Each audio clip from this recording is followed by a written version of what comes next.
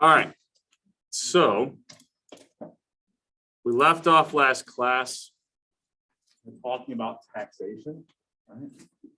So hopefully, I'll put up a Canvas announcement of this. Actually, several Canvas announcements that we have in this video. So hopefully, you all got on, watch the 3.5 minute video.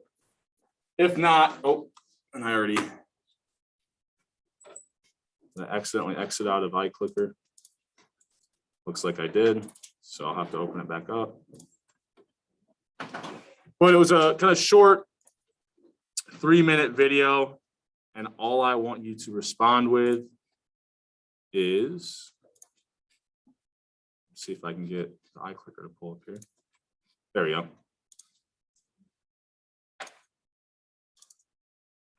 Which of the following subjects was it going over, right? So taxes, so talking more about taxes, some kind of adding an issue to that, subsidies, quotas, or we're looking back at price ceiling to talk about additional issues. Right, so paid even a modicum of attention while watching it. This one should be pretty easy. So give you a little bit of time to your iClickers out and kind of get your answer in. It shouldn't be more than another 15, 20 seconds to make sure we get that done.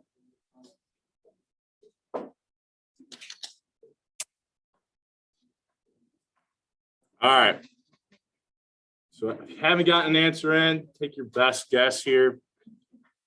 A couple of you just kind of sitting down, give you a little bit of time to kind of make sure you can get the iClicker out and get a response in here. All right, so we all get an answer in. I'm going to close it out. Anybody need one last second? We're good. All right, close this out. We got 30 people here today. So what did it go over? Subsidies, right? So we're not going to probably quite get there until the end. We're going to do a little bit of review of taxes so we can set us up to talk about subsidies and kind of make sure we're still getting comfortable being able to calculate these areas. Okay? So we lapped off last class. We're talking about we can identify consumer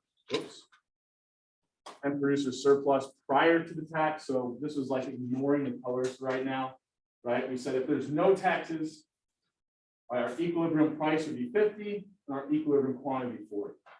Therefore, what would consumer surplus be? What's the area above the price, but below the demand curve, right?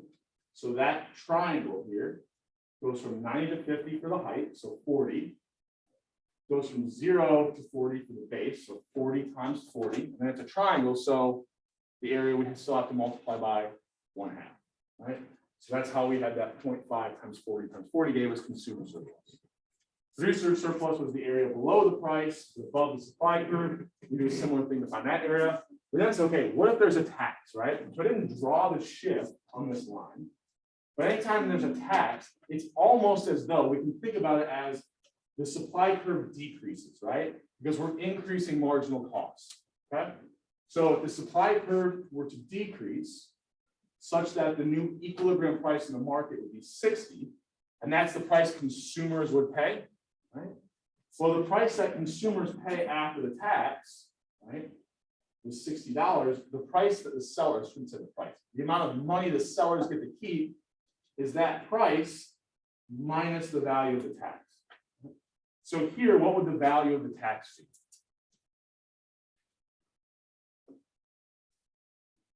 So that price that the consumers are paying is 60. So not the surplus, right? Just the value of the tax. If the consumers pay 60, I said, okay, the sellers get to keep $40. Basically, the difference between those two is just the value of the tax. So the tax here is just $20 per unit. Now, if I want to think about something like tax revenue, right? At $20 per unit, our new equilibrium quantity after the tax would be 30, right? And so 20 times 30 would be kind of our tax revenue, right? So if we come down here, right, tax revenue would be 20 times 30. But how did I get that 20? It was this difference between the price that consumers pay and how much the sellers get to keep. Okay? And then after this tax, right, the price that we're using to determine consumer and producer surplus now changes. It's no longer this equilibrium price. Now for consumers, the price they pay is 60. So consumer surplus is the area above 60, right, or the price that the consumers are paying but below the demand curve. And for producers, it's now the area below the price or the amount of money they get to keep, the area below that and above their supply curve.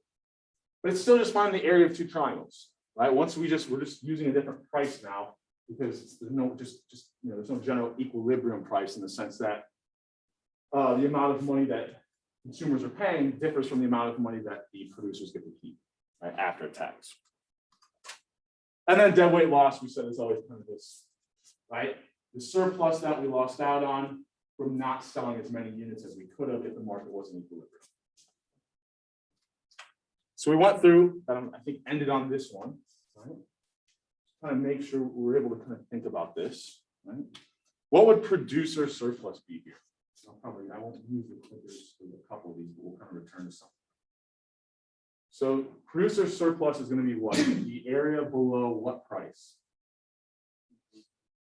Not quite the equilibrium. So let's assume I have a similar example. I should have set this up a little before, right? And we're assuming we have this tax that has forced the consumers the price that they're paying up to $70, right?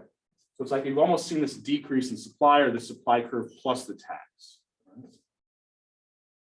So at that price of 70, the quantity purchased on the market kind of is 35.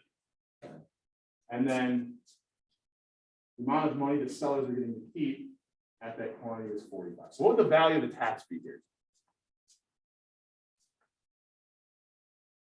How much are consumers paying? 70. How much are the sellers getting to keep? Yeah, so 70 minus 45 should just give me the value of the tax. If I rearrange this a little bit, right, we said the price that consumers pay is equal to the price that the sellers get to keep plus the tax, right?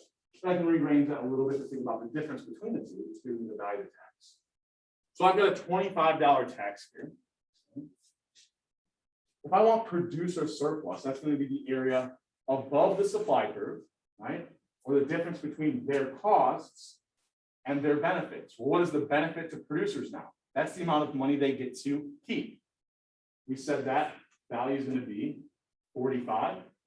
So it's going to be the area below that price they get to keep, or the amount of money they keep, $45, but above their different marginal costs for all these different units, right? So it's just going to be the area of this little triangle down here. So it goes from 45 to 10. So that's 35 height. Right? Think about, we want 1/2 base times height. So 0.5 times, what did I just say, 45 to 10. And then that quantity, or the base of our triangle there, goes from 0 to 35. And now it's we'll enter that into our calculator. So as we get closer to this exam next week, I would highly suggest making sure you have a reliable calculator, so we don't have to do like the math in our head. But other than that, right, once we kind of enter that in, we should get that $612. Is it? Any questions kind of how I went through, identified that area, calculated the value of the area? What if I wanted tax revenue? This should be an easy one. So we already said the value of the tax was what? 25. How many units are sold? 35. So if I'm making, as the government, $25 on every unit sold and 35 units were sold, 25 times 35. That's as simple as that. So if we're coming up with tax revenue, maybe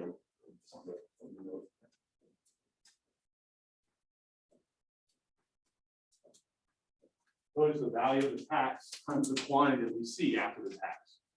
And if you know, maybe a little more specific, the quantity that we see after the tax, but not the equivalent quantity without the tax. That one should be intuitive, I think. You know? The amount of money I make as a government is the number of units sold times how much each unit is taxed. For this exam,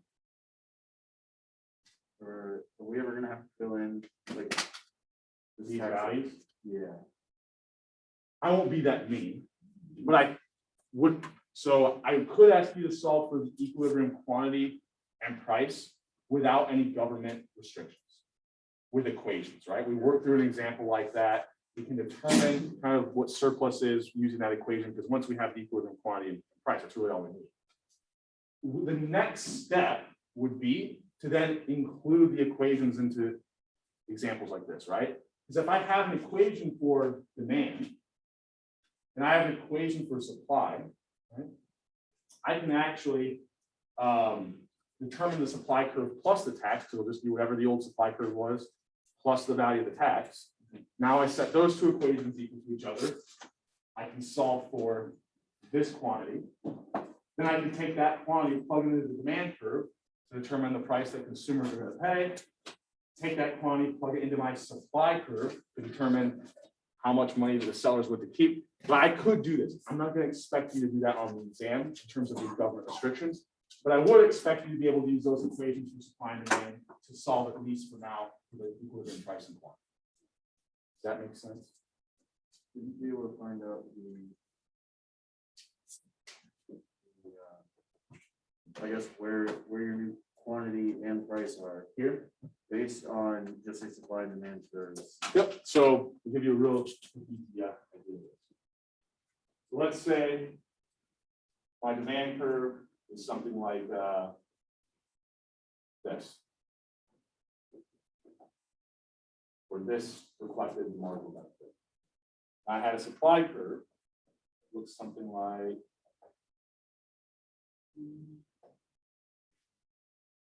simple as that. Actually, in order for this to make any sense, I'm going to have to make this larger. So let's do 100 minus 2q instead. Okay. All I would do is my new supply curve plus the tax. Let's say the tax is $10. My new supply curve would be, or actually, sorry. If the value of the tax for every unit sold, no, this is talking about marginal cost. So this would be. So all I'm doing is adding the value of the tax. That's how much that supply curve shifts, right? So now that I've got this new supply plus the tax equation, I set it equal to this, right? So 100 minus 2q is equal to 15 plus q. I solve for the quantity. That would give me, I mean, those numbers won't work out, but that would give me this 35. Once I have that quantity of 35, I can plug that into my demand curve to determine what that price would be. Yeah, so I could do this. I won't ask you to though. But yeah, that's kind of where we're going after the first example. So great. Yeah, great. Everyone else is probably thinking the same thing, right? So what did I want to find deadweight loss? Okay. Remember, deadweight loss is just the surplus we lose out on by the reduction in quantity. So we're selling 15 fewer units. How much surplus was lost from not selling those 15 units? So we're just looking for this little triangle right here, right? We can find the height of it, 70 minus 45. Right, so that would be what, 25? Multiply that by what's the base? Well, it's going from 35 to 50. So multiply that by 15. 25 times 15 times 1/2 should give us that 187.5. Okay. So once again, all we're doing is find the area of triangles here. And for all these tax examples, they're all going to look the same in the sense that deadweight loss is always going to be this little triangle on the right. Consumer surplus is always on top. Producer surplus is the triangle on the bottom, and this kind of rectangle in between, that represents your tax revenue. Okay? It's always going to be the same setup every time for these taxes. Any questions on this before we keep moving here? All right. So we talked a little bit about this last class, right? Tax incidence is the idea of who's paying more of the tax. So last class, when we were looking at this, we were saying, well, if the old equilibrium price was 50, and now the new price consumers pay is 60, right? They're paying $10 more, but the price the sellers get to keep is only 45, right? They're only keeping $5 less. Consumers were hurt more by that than producers were. So we would say that the incidence of the tax, or that consumers bear more of the burden. So who kind of bears more of this burden? We actually have another way we can determine this, right? So you can look at the difference between the old equilibrium price and then the price that consumers pay, and the old equilibrium price and the difference between that and the price that the sellers would keep, or the money that sellers would keep now. We can use that to determine who bears more of the burden, but you can also use elasticity. So the general idea, I can't remember how I have this set in the slide. So what did I say first? I said elasticity. Okay, right? So whoever is more inelastic bears more of the burden. And the reason why is because you can think of basically, we've got elasticities of demand and then our elasticity of supply. Right?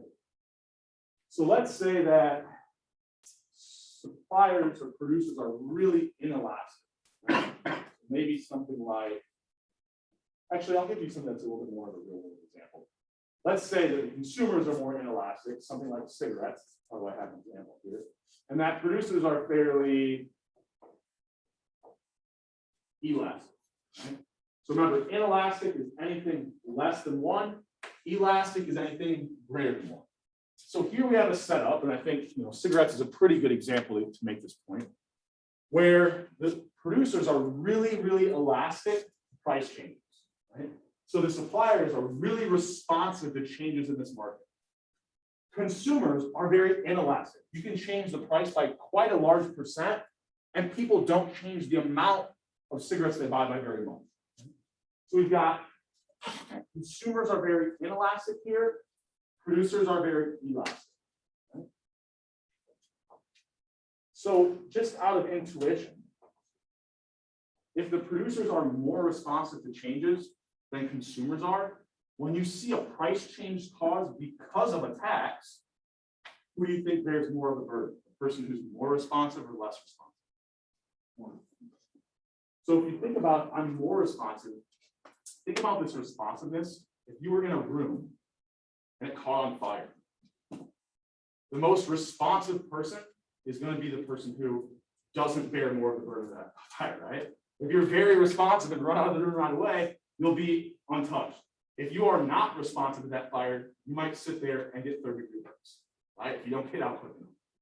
The same idea applies here. Whoever's more responsive is running away from the cost of that tax, right? So the supplier is being really responsive here, responsive to price changes caused by that tax.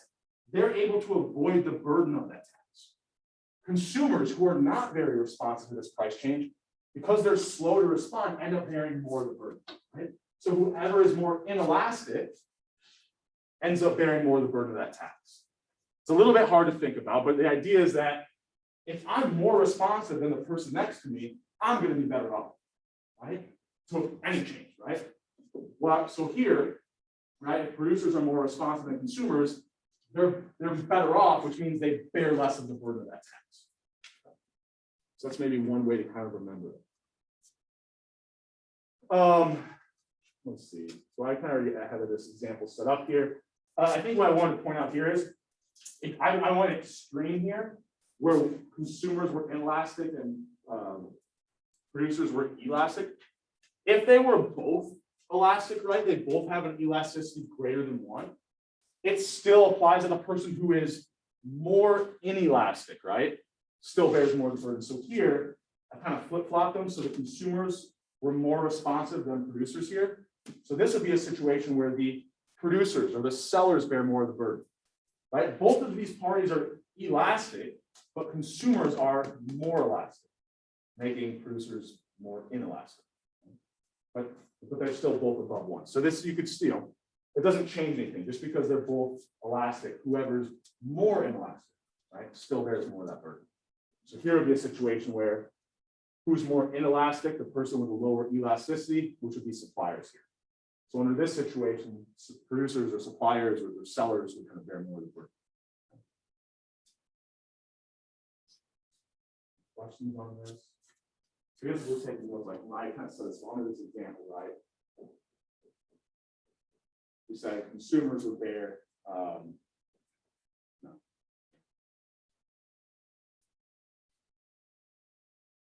Consumers bore more of the burden in that example. Producers bore more of the burden here. So we kind of flip flop to is more inelastic.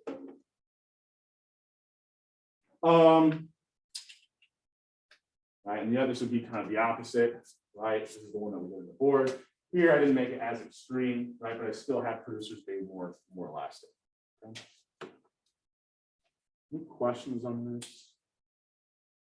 So I want to kind of give you a little bit of support as to why. So we're going to kind of work with this perfectly inelastic demand, but I don't think I like my drawing as much up there. So let me move the board as well. So let's say we had, let's start with inelastic. Yeah. Let's say I have perfectly inelastic demand.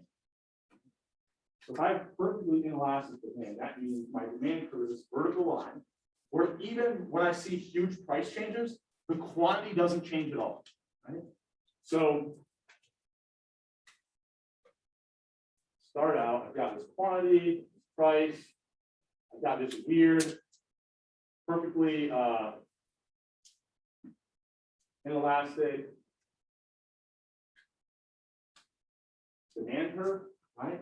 So even if I saw huge price changes, that percent change in quantity doesn't change at all. So I would say here that they're very, very like perfectly inelastic. They are not responsive to price changes at all, consuming them. Right? So we should know automatically, based on what we just talked about, they're going to bear more of the burden of this tax. Right? So let's think about what happens after this tax. Our supply curve essentially kind of decreases, right? Because our marginal costs are going up. The new kind of point we're going to be at is out here. So now we know that the equilibrium point represents the price consumers will pay. Right? So this is the price that's paid on the market for this perfectly inelastic good, maybe something like insulin. Right? So the difference between the supply curve and the supply curve plus the tax would just be the value of the tax.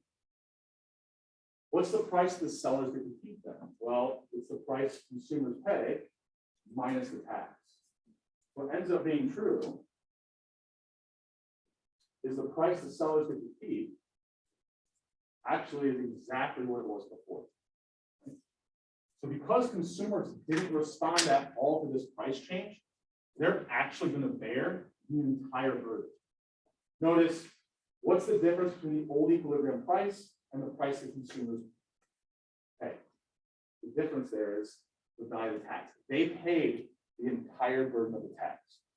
While as producers keep exactly what they were before. So it's kind of this weird scenario where producer surplus in both scenarios is actually the same. Because they're the only ones who responded in this market. Consumers, it's really kind of a weird one. The area above the price they paid, but like below the demand curve because it's vertical, is actually just this entire space above the price. Now, the issue is that what's new consumer surplus going to be is just kind of this entire rectangle up here. They would lose out on all of this old surplus that used to be theirs. However, what would that area now represent? Tax revenue, right? Right? It's the number of units. I guess here I should put quantity in. The number of units sold. Sorry, the number of units sold would be kind of the base of that. And the height is just the value of tax. So the number of units sold multiplied by tax, that's just tax revenue or government revenue. So I have a visual here. I didn't like it as much. I mean, it's similar, but you can kind of see, I want to build it piece by piece, that we actually have what deadweight loss here? 0, right? All of the consumer surplus that we lost out on is now tax revenue. So for society, our deadweight loss is 0, right? We're assuming that the government, right, is another entity in our society. And so if they get surplus, we don't count it as deadweight loss, right? We count it as a benefit to society. So if we have a perfectly inelastic good, it's a great good to tax, right? Especially especially if you are trying to like help out these producers, right? You don't want to tax an industry where producers are going to be hurting maybe more. Then this would be one to target, right? Because you can zero deadweight loss, right? And you just kind of take surplus from consumers and make it government revenue. Now the problem is, usually morally, this is a pretty reprehensible thing to do. Most inelastic goods are things that people rely on to live, right? Or they are somewhat, maybe they have some type of dependency on them. So you're kind of exploiting individuals, right? But from a surplus standpoint, no deadweight loss is not a bad thing, right? Questions on this? So this kind of really gives a nice support for whoever is more inelastic. Well, it doesn't matter what the elasticity of the supply curve is here. If demand is perfectly inelastic, they're always going to be the more inelastic party. So when we have this perfectly inelastic demand curve, we know that the consumers will always bear more of the burden. In fact, if they're perfectly inelastic, they'll bear the entire burden. Right? And this was the idea that the price that the producers get to keep didn't change at all. Right? What if I had perfectly inelastic supply? So this is kind of a weird one. But here, my little S, would take that's the supply curve plus the tax, right? So my supply curve is still decreasing, right? I'm still having this tax, but now I've got perfectly inelastic supply. So what ends up happening is the new price that consumers pay is up here. The price the sellers get to keep is still down here. So we end up with this kind of weird scenario where when we have perfectly inelastic supply, there's a lower quantity provided on the market. So it doesn't work as nice as perfectly inelastic demand, right? We get this deadweight loss. Right? Oh, I don't think I have this, or I don't have it written up there. So let me do where we at on oh yeah. So you can kind of think about here, the area below the price and above the supply curve. Kind of this area right here is going to be producer surplus after the tax. Before the tax, this entire area was producer surplus. So we've got producers being a little bit worse off, but if you actually look at who bore more of the burden of the tax, the old equilibrium price is still the price that producers get to keep. Consumers are the one that are paying now the old price plus the tax. So once again, you kind of have kind of a weird situation where, hold on, why am I looking at this one? This shouldn't. Perfectly inelastic. So we've got our consumers before and after.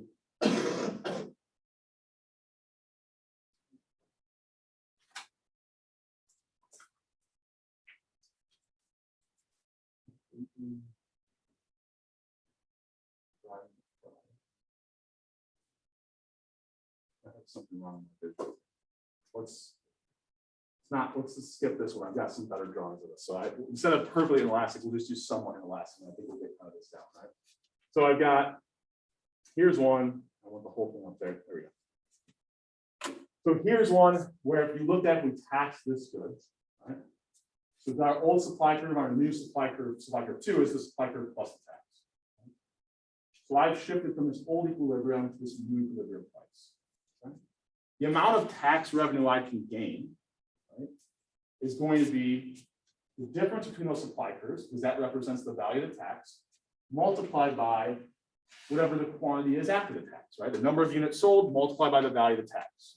So when we have relatively kind of similar elasticities for supply and demand, we can kind of see we've got a good amount of tax revenue here, a little bit of deadweight loss, right?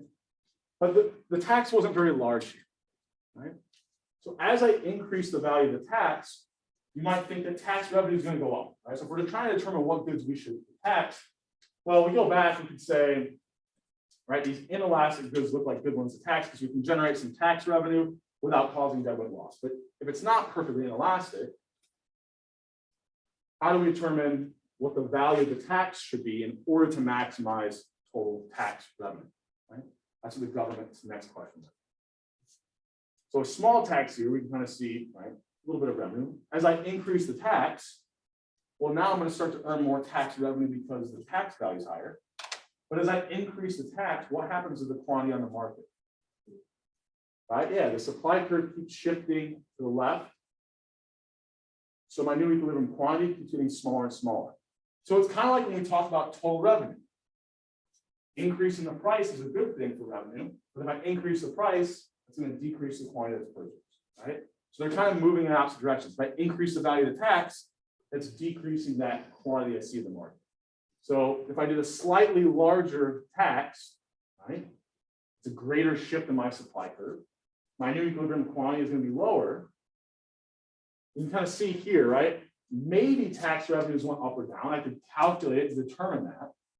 But this always happens. When I increase the value of the tax, I'm definitely going to be increasing the deadweight loss, right? Because deadweight loss was the surplus loss from selling fewer and fewer units.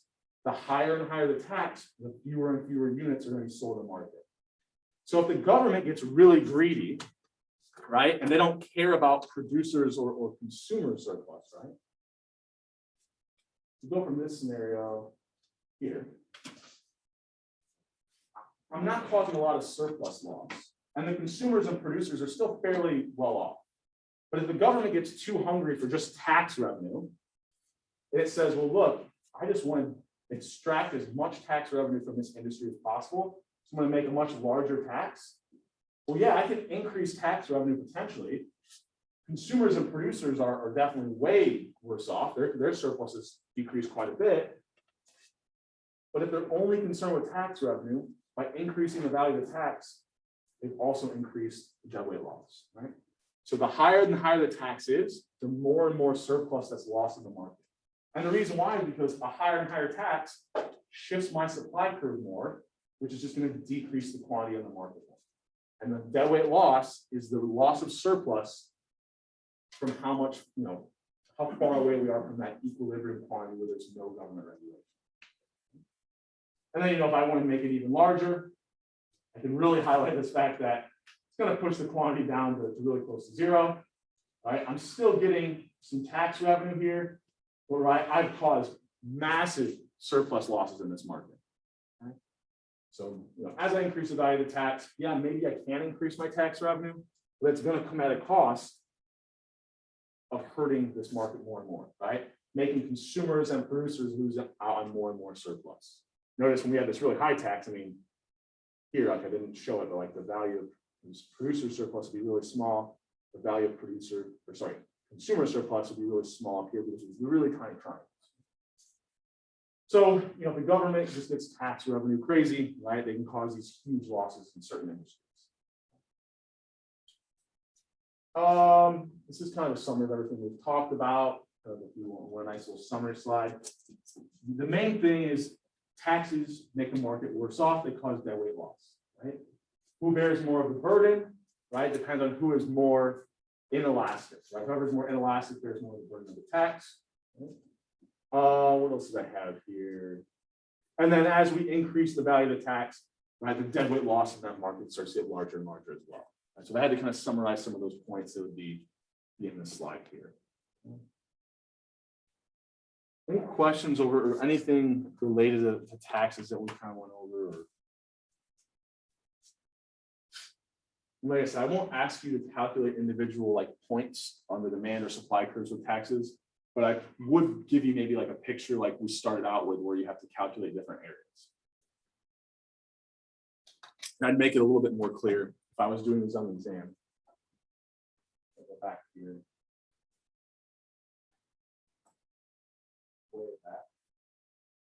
I was going to have this second supply curve drawn in that says supply curve plus the tax, right? So I wouldn't just leave that out there. I'd have another supply curve running here, kind of like I did. Oops, right here. It would look something more like that, where you have supply curve after the tax as well. All right, where are we at? So we have this kind of summary slide. We talked about deadweight loss is going to be kind of zero if we had that perfectly inelastic demand. So that's one thing, kind of the more inelastic demand gets, the less the deadweight loss that we're going to have. I won't like necessarily explicitly ask you about that definition, but we can kind of see that play out when we go to a perfectly inelastic demand curve. We have that deadweight loss being 0. So I've got kind of some numbers here that I might use just to reference. But what I want to do here is kind of go through and try to set up how we think about deadweight loss that exists for a subsidy. So the example, that video I kind of had just how a subsidy works. But I didn't talk about any surplus. So this is going to be kind of a weird one. And we're going to see why deadweight loss ends up being this triangle over here, kind of like pushing out to the right. It's a little bit different than what how we're looking at taxes. So for subsidies, kind of work the exact opposite way. So we're going to start out with a market that is in equilibrium. So we'll call this kind of P1. We'll start out with this market equilibrium. A subsidy is essentially like the government giving you money for producing something. So I always use the example on the slide, just because it's something that would happen is with windmills. They started giving out huge subsidies for people to build these windmills. That's why when you drive around Indiana, you'll be in the middle of like farm country, and all of a sudden you see like a couple of hundred windmills like off in the field, right? Because the individuals who own that land were given huge subsidies, right, to put these windmills up. So whatever the cost was before, right, whatever quantity we're looking at, whatever the marginal cost was to make building that windmill before, it has the same cost, but now I'm going to say pay $10,000 to put this windmill up. If the government's giving me $10,000, my price to put it up is actually 0. Right? So at every single quantity, the marginal cost has fallen, right? Because I'm now paying whatever I paid to build it, but I also got all this money from that. Kind of negated that. So I end up with this new supply curve, right? Kind of plus the subsidy, right? It's kind of reducing my costs.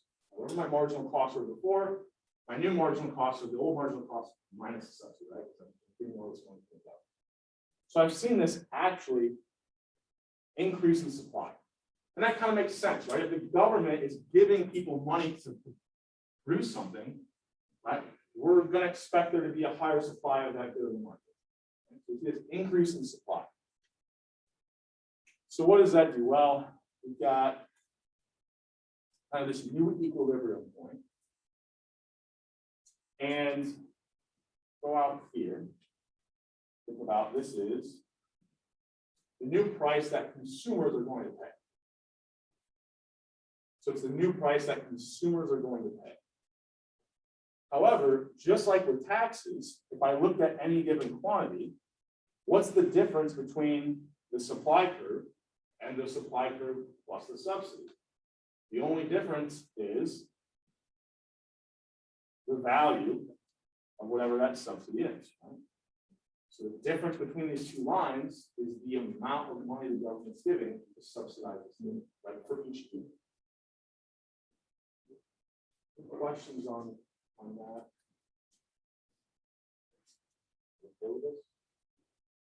The only difference between those lines is the value of the subsidy, right? So our new equilibrium price that consumer will pay goes down. The quantity that we see in the market, so I'll call this kind of start subs for the subsidy. What do sellers get to keep? Well, it's whatever the producer, what do producers get to keep? It's whatever the consumers pay plus the amount of money the government's giving them, right? So it's the price consumers pay plus the value of that subsidy. So we actually just look at the price consumers pay, go up to that old supply curve. So the value, the price that sellers get to keep is up here. That was just equal to the price that consumers pay plus the subsidy. The reason why it ends up being that point of supply curve is because once we're looking at the price the consumer pays, if we add the subsidy to that, would just be, that was just the difference between our supply curve and supply curve with the subsidy. So everything's kind of like flip-flop from what we were doing with taxes. Right now, the price that the consumer pays is below the price the seller keeps. That's because there's not an additional cost to producers now, there's an additional benefit, which is this money coming from the government. So this is where it gets a little bit tricky. I need colors for this. So if you're taking notes, I don't think I have enough lines that I can combination stuff. But I'll try. So we think about where producer and consumer surplus are. And I might have to like erase some things and I'll kind of keep track. So for consumers, it's the difference between what? The demand curve and the price they have to pay. So here, the demand curve is right here. The price that consumers pay is going to be down here. So I'm going to put the entire blue area is going to represent kind of consumer surplus, so the blue area. Well, we don't have any values. I'm not going to calculate any values. Actually, do I have? I could come up with some, I guess. I'll just use the values that we have up here, right? So the price the consumer pays. Oh, I don't have demand and supply values. Never mind, I can't do that. So we'll draw kind of what we're identifying. So we've got consumer surplus. Where's producer surplus? Well, that's going to be the area below the price the sellers keep, but above their supply curve. So here's their supply curve, right there. Just their original supply curve. Here's the price they get to keep. So if I do horizontal lines here, and they're red, but you don't have colors, right? They're the horizontal lines. Producer surplus is going to be that red rectangle. And you might notice there's kind of cross surplus here. I'll explain why that occurs in just a second.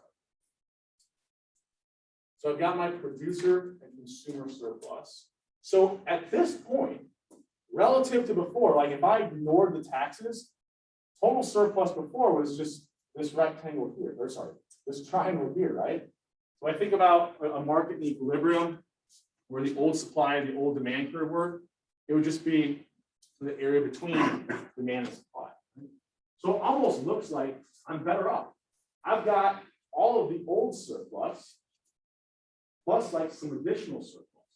In fact, part of the area, right, that is producer and consumer is like being double counted. Right? So it looks like I'm way better off with this subsidy. And you kind of are until you remember, oh yeah, where's the money for the subsidy coming from? So now we're going to have, instead of government revenue, we're going to have government expenditures or government expenses. Right?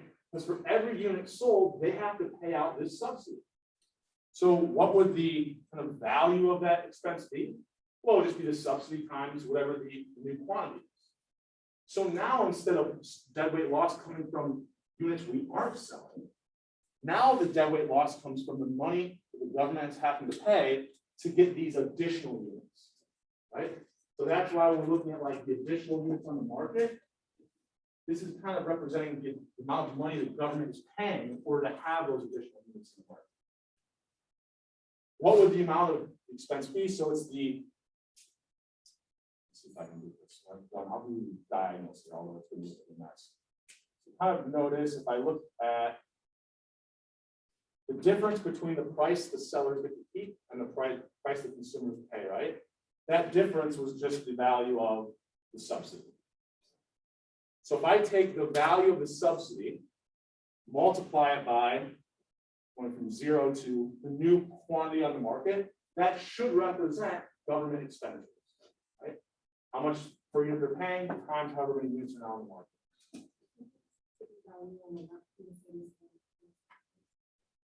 Yes, it might not be quite the scale because of shipping, but you, right? This should be the exact same thing.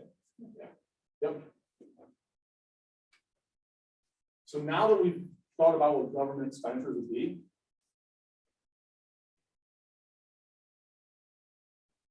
I notice here's going to be this huge rectangle.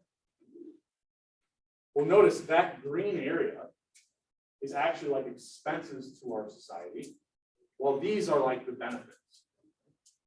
So what ends up being true is that area here in the middle, that was like getting double counted where the vertical and horizontal lines were.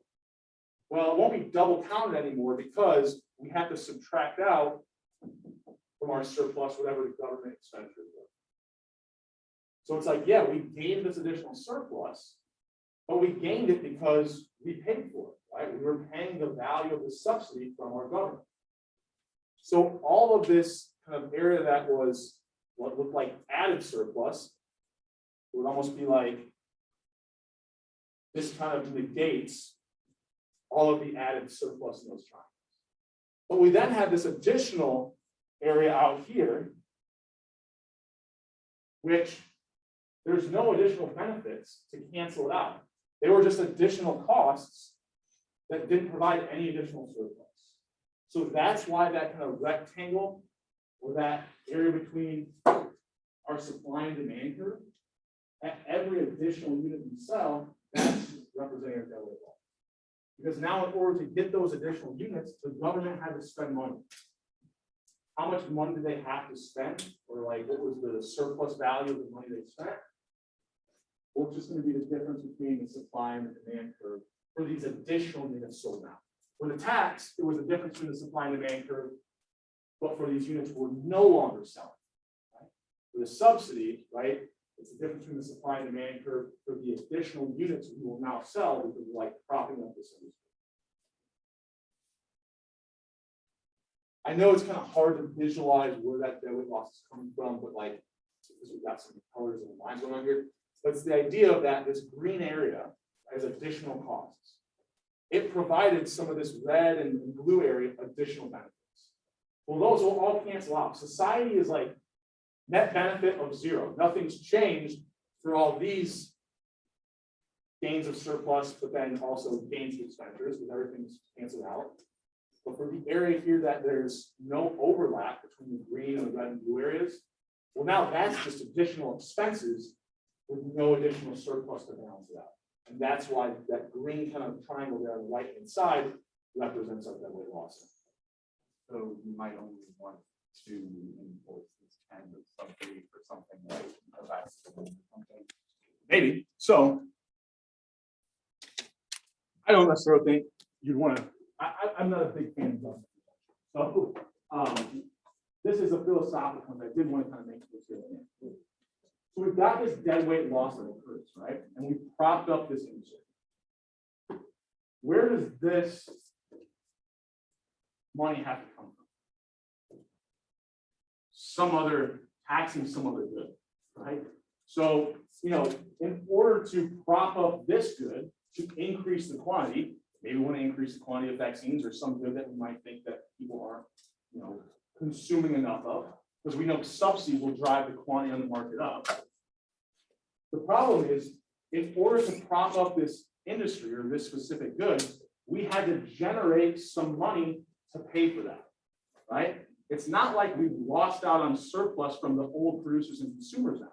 Producers and consumers in this market are actually both better off. Well, but everybody outside of this market that was paying in to the government, they're the ones in society who are really bearing the burden of this deadweight loss. So when we have no government intervention, we don't have to worry about the rest of society. The only people involved are the people in, you know, selling or buying that good. As soon as you get the government involved, well, now some of your surplus losses can come from the government, which indirectly everyone in society is actually bearing the burden here of the subsidy. Not the producers and consumers, it's everybody else in society, because we've now allowed the government to step in on this kind of third party. So I guess a vaccine would be the real world example might be Possibly military spending, like this is a great example. Usually we use subsidies for markets that we think are going to explode, right?